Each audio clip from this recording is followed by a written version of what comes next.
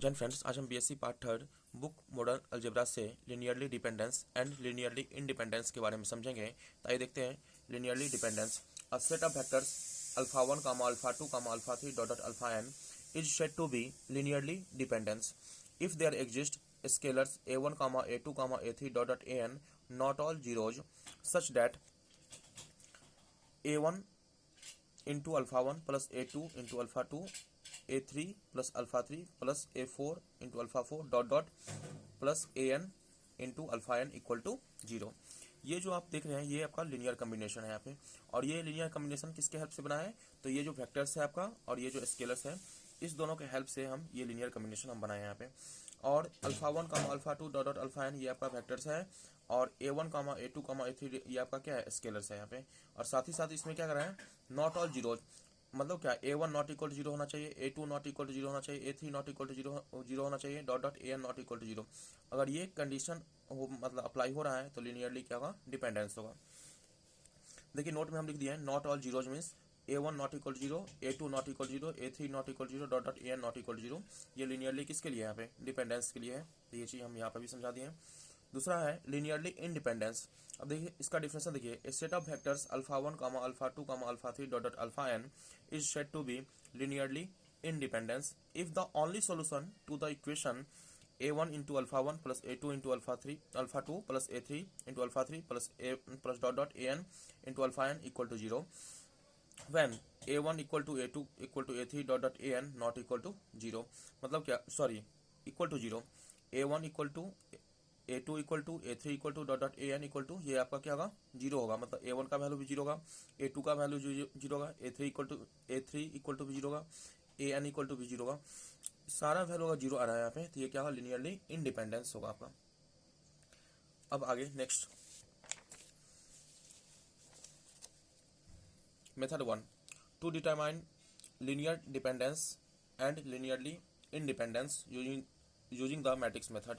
अब देखिए यहाँ पे alpha 1 comma alpha 2 comma alpha 3 dot alpha n be the set of vectors. ये आपका सेट ऑफ वेक्टर्स है, इसके बारे में पीछे भी हम चर्चा की है, डिस्कस किए हैं।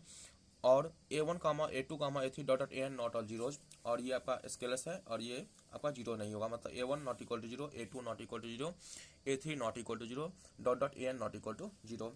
अगर ये सारा कंडीशन अप्लाई हो रहा है तो देन द वेक्टर्स क्या होगा? आपका लीनियरली डिपेंडेंस होगा। Second, if a1 equal to a2 equal to a3 dot dot an equal to zero then the vectors is linearly independence. अगर a1 equal to a2 equal to a3 dot dot an equal to zero, मतलब a1 का value भी zero होगा, a2 का value भी zero होगा, a3 का value भी जीरो होगा, an का वैल्यू भी जीरो होगा, तो देन द वेक्टर सीज क्या होगा? लीनियरली इंडिपेंडेंस होगा। ठीक है।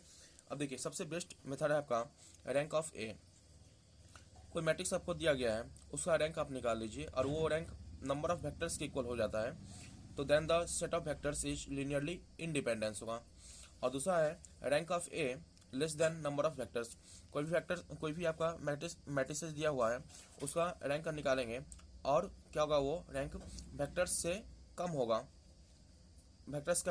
तो then the set of vectors are linearly dependence होगा। यहाँ पे समझ गए होंगे।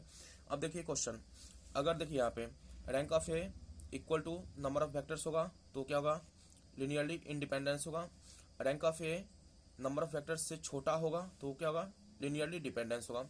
अब देखिए problem, prove that 1 comma 2 comma 0 comma 0 comma 3 comma 1 comma -1 comma 0 comma 1 is linearly independence.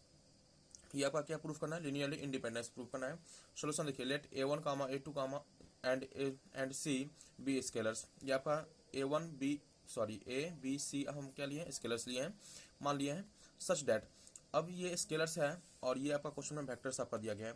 इस दोनों के हेल्प से हम क्या बनाएंगे? लीनियर कॉम्बिनेशन बनाएंगे। तो देखिए यहाँ पे इसको इससे मल्टीप्लाई करते हैं, तो a पहला वेक्टर से, तो 1 कामा 2 कामा 0, फिर इस b को दूसरा सेकंड वेक्टर से मल्टीप्लाई करेंगे, b 0 कामा 3 कामा 1, और फिर प्लस इसको थर्ड वेक्टर से करेंगे c -1 कामा 0 कामा 1, और वो इक्वल टू होगा 0 कामा 0 कामा 0 के। ये आपका लीनियर कॉम्बिनेशन है। तो स्केलर दिया रहेगा और वेक्टर दिया रहेगा, उसका लीनियर कॉम्बिनेशन बनाएंगे। उसके बाद फिर इस a से सारे में मल्टीप्लाई करेंगे, इस b से सारे में मल्टीप्लाई करेंगे, इस b में सारे एलिमेंट में मल्टीप्लाई करेंगे। तो इसको इससे मल्टीप्लाई किया, देखिए यहाँ पे a को 1 से मल्टीप्लाई करेंगे, फिर बी को 0 से मल्टीप्लाई करेंगे, सी को -1 से मल्टीप्लाई करेंगे, तो इसको इससे मल्टीप्लाई तो यहाँ पे ए होगा, फिर प्लस है, फिर इसको इससे मल्टीप्लाई करेंगे तो यहाँ पे 0 बी हो जाएगा, फिर इसको इससे मल्टीप्लाई करेंगे तो माइनस सी होगा, तो माइनस सी, फिर कॉमा है यहाँ पे कॉमा, फिर ए को 2 से मल्टीप्लाई करेंगे 2a, बी को 3 से मल्टीप्लाई 3b, फिर प्लस सी को 0 से मल्टीप्लाई प्लस 0 से, फिर कॉमा ए को इससे मल्टीप्लाई 0a, फिर बी को इससे करेंगे तो यहाँ पे बी हो जाएगा, और फिर को इससे करेंगे तो यहाँ पे सी होगा, इक्वल टू 0 कामा 0 कामा 0 यहाँ पे, ठीक है, और यहाँ पे भी इक्वल टू 0 कामा 0 कामा 0 यहाँ पे। देखिए ये इसके इक्वल होगा, यहाँ पे इस 0 के, ये इस 0 के इक्वल होगा, और ये जो है इस 0 के इक्वल होगा, तो a प्लस 0 माइनस सी बराबर 0 यहाँ पे, 2a प्लस 3b प्लस 0 सी बराबर 0 यहाँ पे, 0a प्लस b प्लस सी बराबर क्या आपका 0 हो जाएगा। नेक्स्ट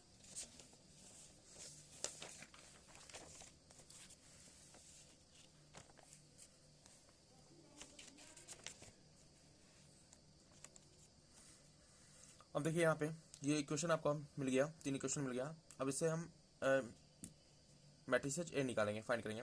अब कैसे निकालते हैं, ए का ऑप्शन क्या है 1 है, बी का ऑप्शन क्या है 0 है, सी का ऑप्शन -1 है, फिर इसका ऑप्शन कहाँ है 2 है तो यहाँ पे लिखेंगे, बी का ऑप्शन क्या है यहाँ पे 3 है तो यहाँ लिखेंगे 3, और सी का ऑप्शन 0 है, इसका ऑप्शन क्या है 0 है, इसका ऑप्शन 1 है, इसका ऑप्शन ये भी 1 है यहाँ पे, ठीक है। अब हम अपना ये ऑपरेशन करेंगे, अगर कॉलम में ऑपरेशन करते हैं, सॉरी रो में अगर ऑपरेशन करते हैं, रो में अगर ऑपरेशन करते हैं तो a equal to I into a लिखते हैं। रो में ऑपरेशन करते हैं तो क्या लिखते हैं, रो में अगर ऑपरेशन करते हैं तो a equal to I into a लिखते हैं। अगर कॉलम में ऑपरेशन करते हैं, सी मतलब कॉलम, कॉलम में अगर ऑपरेशन करते हैं तो a equal to a into I लिखते हैं, हमेशा याद रखिएगा। रो में ऑपरेशन करेंगे तो आई इंटू ए, और कॉलम में ऑपरेशन करेंगे तो क्या होगा यहाँ पे a इंटू आई, तो यहाँ पे हम रो में ऑपरेशन कर रहे हैं तो we have a equal to I into a होगा।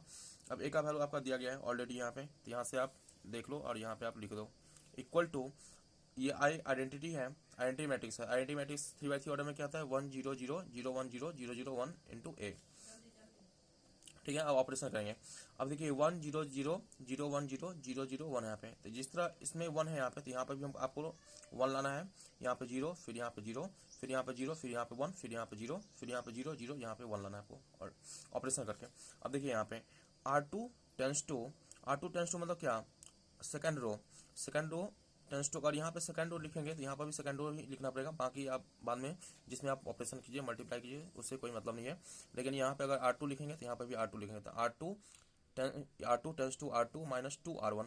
तो देखिए यहाँ पे ये तो आपका R1 है, R1 जैसा है वैसा लिख दीजिए, 1 0 -1 हो गया, R2 आपका ये है, तो देखिए यहाँ पे R2 कितना दिया गया, 2 दिया गया यहाँ पे ना, 2 माइनस 2 इंटू R1 का वैल्यू कितना दिया गया 1 दिया गया है, तो यहाँ पे 1, तो 2 माइनस 2 बराबर 0 वहाँ पे, तो किस में लिखना है R2 में, तो यहाँ लिख दिए, ये हो गया। फिर देखिए R2 का सेकंड एलिमेंट लीजिए, यहाँ पे कितना दिया गया, यहाँ पे ये आपका 3 है, फिर -2 इंटू R1 का वैल्यू कितना दिया गया है 0, तो यहाँ 0, तो यहाँ पे 3 माइनस कितना पे 0 बराबर कितना पे 3 होगा, तो यहाँ पे 3 लिख दिए। फिर देखिए यहाँ पे R2 का वैल्यू कितना दिया गया, यहाँ पे 0 -2 इंटू R1 का वैल्यू कितना दिया गया -1, तो यहाँ लिखेंगे -1, तो ये सब मल्टीप्लाई करेंगे तो यहाँ पे 2 हो जाएगा, तो यहाँ आप देखिए ये 2 लिख दिया, ठीक है। सेकंड में आइए, अब यहाँ देखिए R1 को जैसा है वैसा आप लिख दीजिए 1 0 0 1। R2 में देखिए R2 का वैल्यू कितना दिया है 0 -2 इंटू R1 का वैल्यू कितना दिया 1, तो बराबर कितना आ जाएगा -2 किस में लिखना R2 में, तो यहाँ लिखें R2। यहाँ आप देखिए R2 का वैल्यू कितना दिया गया है 1 -2 इंटू R1 का वैल्यू कितना दिया 0, बराबर कितना 1 - 0 बराबर 1 होगा, किस में लिखना है R2 में लिखना है। फिर देखिए R2 का वैल्यू कितना दिया गया 0, तो यहाँ लिखेंगे 0 -2 इंटू R1 का वैल्यू 0, तो बराबर 0 किस में लिखना है, इसमें लिखना है इंटू ए। फिर R3 जैसा है वैसा ही लिख दो आप 0 1 1 और फिर 0 0 1 लिखेंगे इंटू ए। फिर हम अब क्या कर सकते हैं, तो देखिए यहाँ पे अब यहाँ पे हमको 1 लाना है आपको, ठीक है, क्योंकि यहाँ पे 1 0 0 आ ही गया, यहाँ पे 1 लाना है, तो कैसे करेंगे, फिर R2 में ऑपरेशन करेंगे, तो R2 tense to R2 minus 2 R1, तो R2 देखिए ये R1 है आपका, जैसा है वैसा आप लिख दो 1 0 0 -1, फिर 1 0 0 1 ऐसा हो गया। फिर देखो आप R2 का पहला एलिमेंट कितना दिया गया 0 -2 इंटू R3 का पहला एलिमेंट क्या है 0, तो बराबर कितना पे 0 ही हो जाएगा। फिर आइए यहाँ पे R3 कितना दिया गया, यहाँ पे R2 का एलिमेंट क्या है 3 -2 इंटू R3 का वैल्यू कितना दिया गया 1, तो यहाँ लिखेंगे 1 बराबर कितना आ जाएगा, यहाँ पे ये 3 - 2 बराबर ये 1 होगा, 3 - 1, तो 1 किस में लिखना है, यहाँ पे R2 में लिखना है। फिर यहाँ पे देखिए इसका वैल्यू कितना दिया गया है R2 का वैल्यू दिया गया 2 -2 इंटू R1 का वैल्यू कितना दिया गया यहाँ पे R1 का जो वैल्यू दिया गया है, सॉरी R3 ना, R3 का वैल्यू कितना दिया गया यहाँ पे, R3 का वैल्यू 1 दिया गया यहाँ पे इंटू 1, तो 2 - 2 बराबर 0 होगा। यहाँ पे किस में लिखेंगे, यहाँ पे R2 में लिखेंगे, तो यहाँ पे 0। सेम इसमें भी ऑपरेशन वैसे ही करना है, ये R1 है 1 0 0 1, जैसा है वैसा आप लिख दो यहाँ पे। इसमें देखिए इसमें कितना दिया गया है, R2 का वैल्यू कितना दिया गया है यहाँ पे -2, तो यहाँ लिखेंगे -2, फिर -2 इंटू R3 का वैल्यू कितना दिया गया 0, तो इंटू 0, तो क्या आएगा -2 ही आएगा, तो -2 इसमें लिख दो आप। फिर R2 का वैल्यू कितना दिया गया यहाँ पे 1 दिया गया है, तो यहाँ लिखेंगे 1 -2 इंटू R3 का वैल्यू कितना दिया गया यहाँ पे 0, तो 0 लिखेंगे, तो 1 - 0 बराबर कितना 1 होगा, किसमें लिखेंगे यहाँ पे लिखेंगे। R2 का वैल्यू कितना दिया गया यहाँ पे -2 इंटू R3 का वैल्यू कितना दिया गया, R3 का वैल्यू 1 दिया गया है, -2 सॉरी R2 का वैल्यू कितना दिया गया है -2, तो यहाँ लिखेंगे -2, फिर R2 का वैल्यू कितना दिया गया है -2, तो लिखेंगे -2, फिर -2 इंटू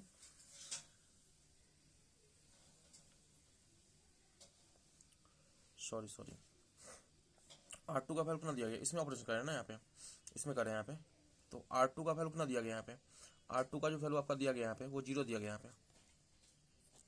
R2 का वैल्यू आपको दिया गया है कितना,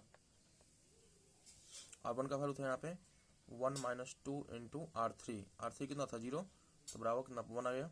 फिर इसका वैल्यू कितना दिया गया है, R2 का वैल्यू कितना है आपका, यहाँ लिखते हैं 0 - 2 इंटू R3 का वैल्यू कितना दिया गया 1 दिया गया यहाँ पे, देखिए ना यहाँ पे ये 1 दिया गया है, तो यहाँ पे लिखें 1, तो इसको सॉल्व करेंगे तो यहाँ पे -2 आएगा, तो यहाँ पे आप लिख लो -2, ठीक है, into A.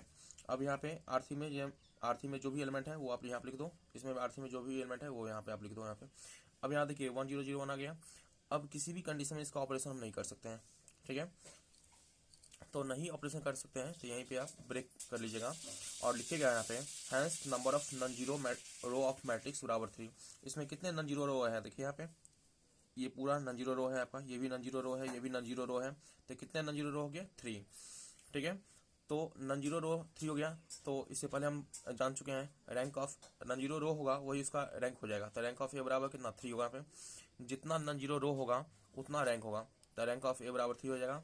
And number of vectors कितना दिया था आपका 3, देखिए ना ये जो आपका दिया गया है, ये देखिए यहाँ पे ये दिया गया है 1, 2, 0, 0, 3, 1, -1, 0, 1, ये आपका वेक्टर्स है, ये 1 वेक्टर 2 वेक्टर 3 वेक्टर, तो 3 वेक्टर्स है। तो देखिए यहाँ पे रैंक ऑफ ए बराबर 3, नंबर ऑफ वेक्टर्स बराबर 3, hence rank of A equal to number of vectors, so then the set of vectors is linearly independence, ठीक है। रैंक ऑफ ए बराबर क्या होगा यहाँ पे नंबर ऑफ वेक्टर्स अगर हो जाएगा तो क्या होगा लिनियरली इंडिपेंडेंस होगा। और साथ ही साथ डेट करके आप देख लीजिए यहाँ पे ए बराबर 0 होगा, बी बराबर 0 होगा एंड सी बराबर 0 होगा, यहाँ पे समझ में आ गया। तो यही है लिनियरली इंडिपेंडेंस मैट्रिक्स मेथड से बनाने का तरीका। तो ए बराबर 0, बी बराबर 0 एंड सी बराबर 0 if the only one solution to the equation. तो आई होप ये क्वेश्चन आपको समझ में आया हो, तो वीडियो को लाइक कीजिए, चैनल को सब्सक्राइब कीजिए, ज़्यादा से ज़्यादा शेयर कीजिए, कमेंट जरूर कीजिए क्वेश्चन कैसा लगा। Thank you.